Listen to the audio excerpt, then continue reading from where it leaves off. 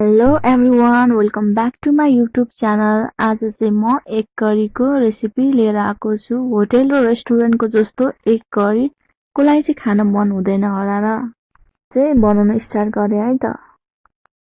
अन्डालाई चाहिँ मैले पहिले नै बोइल गरेर राखिसकेको थिएँ।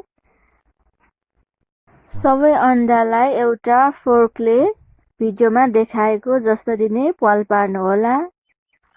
यस्तो गर्नाले चाहिँ मसलाहरू भित्रसम्म जान्छ। अन्डा फ्राई गर्दा पनि फुट्दैन। अब चाहिँ अन्डालाई म्यारिनेट गर्छौं। बेसा राख्नु होला थोरै खोर्सानी पाउडर अनि नुन हाल्नु होला। अब चाहिँ सबैलाई राम्रोसित मिक्स गर्नु होला।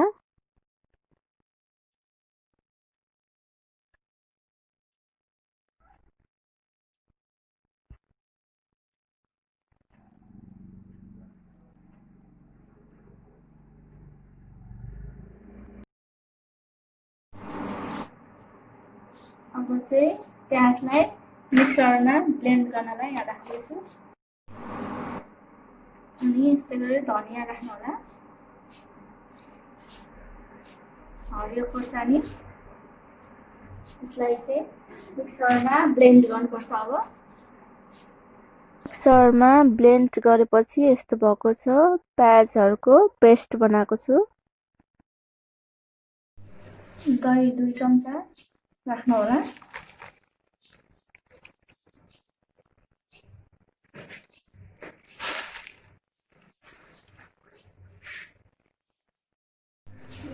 जिरा पाउडर, खोर्सानी पाउडर,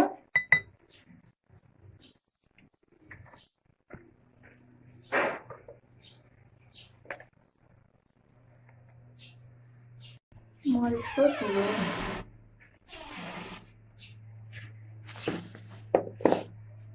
अब चाहिँ यसलाई सबैलाई राम्रोसित मिक्स गर्नु होला।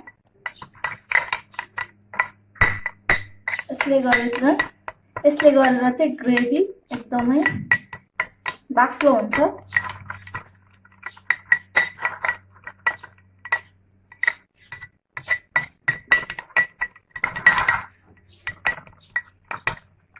मसलाहरूलाई चाहिँ राम्रोसित मिक्स गर्नुपर्छ।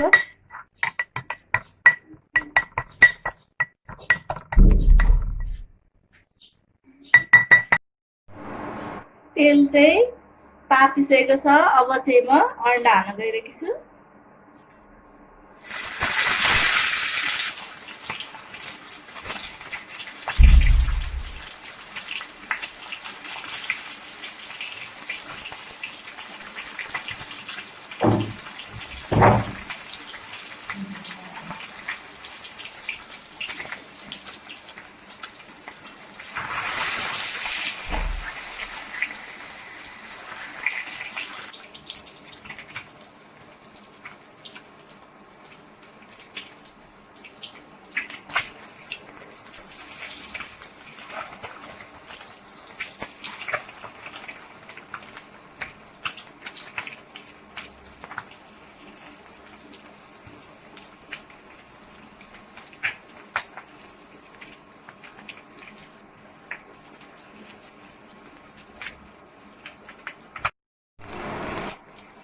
अब चाहिँ यो भइसकेको छ।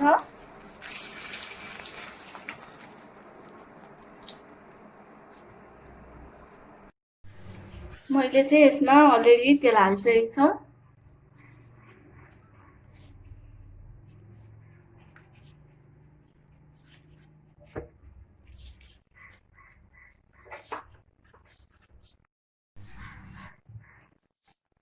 तेल चाहिँ तातिसकेको छ। अब चाहिँ म तेजपत्ता हाल्न गइरहेकी छु।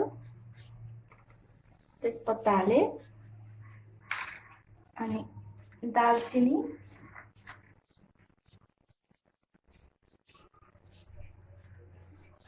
अलैँची हाले,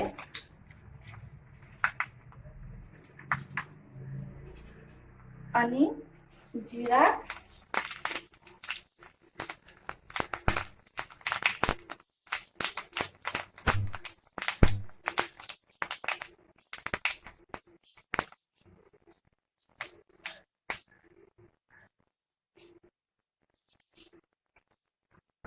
अघिको प्याजको पेस्टलाई चाहिँ फ्राई गर्न गइरहेको छु।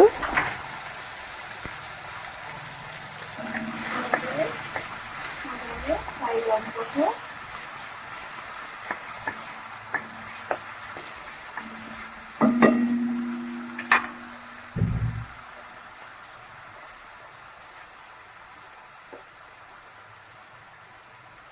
अनि बेसमा राख्नु होला।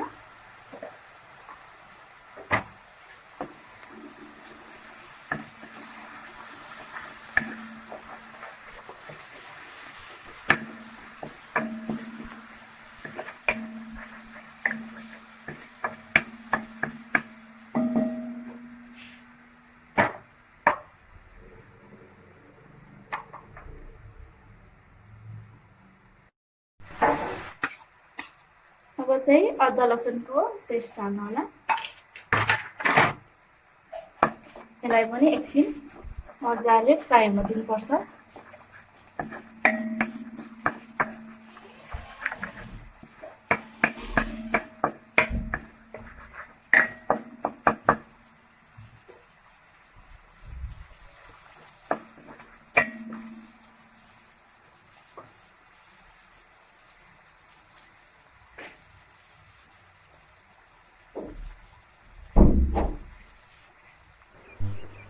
मसलाबाट चाहिँ तेल निस्किन सुरु भएपछि चाहिँ मसला फ्राई गर्न पुग्यो भनेर सोच्नुपर्छ।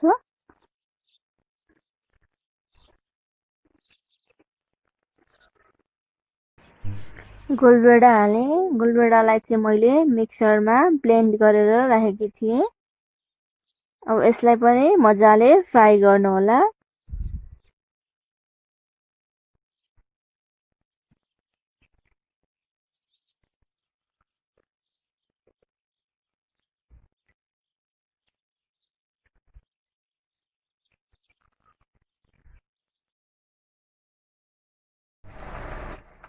अनि गरम मसला हाल्नु होला। गरम मसलाले गर्दा चाहिँ टेस्ट एकदमै मिठो हुन्छ।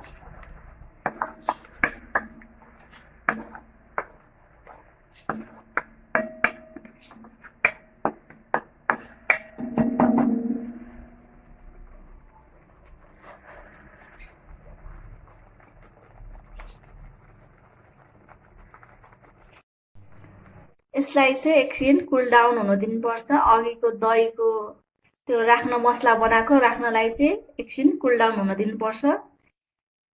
कुल डाउन भएन भने चाहिँ यो फाट्न सक्छ, बिग्रिन सक्छ।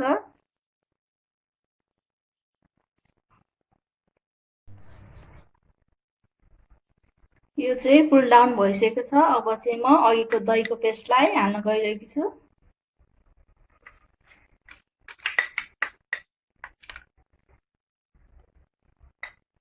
अब यसलाई पनि राम्रोसित फ्राई गर्नुपर्छ एकछिन।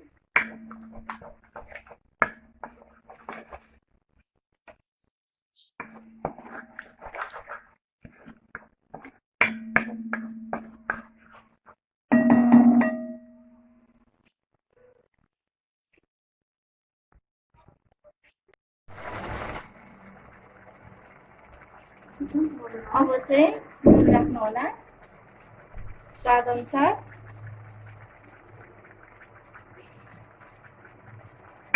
एकछिन मजाले मिक्स गर्नुपर्छ।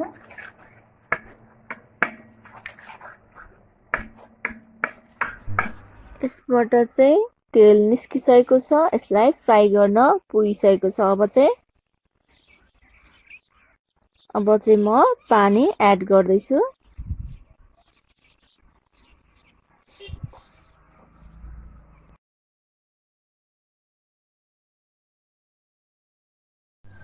अब चाहिँ अघिको अन्डा फ्राईलाई राख्न गइरहेको छु।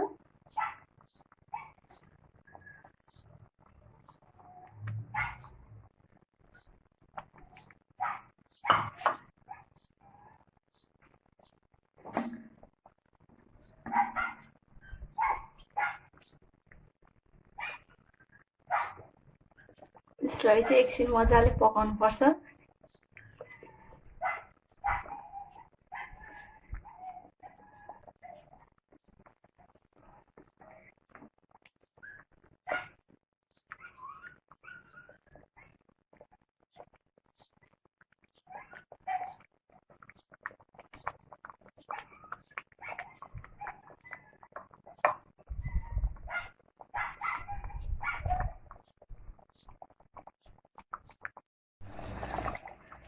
अब चाहिँ यो रेडी भइसकेको छ, हेर्न सक्नुहुन्छ।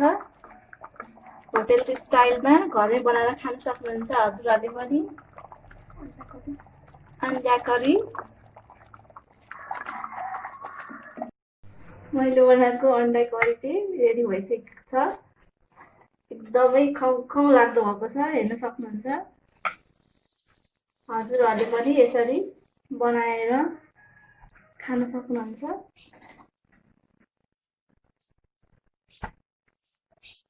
हेर्नुहोस् त कस्तो मजाको ग्रेभी बनेको छ।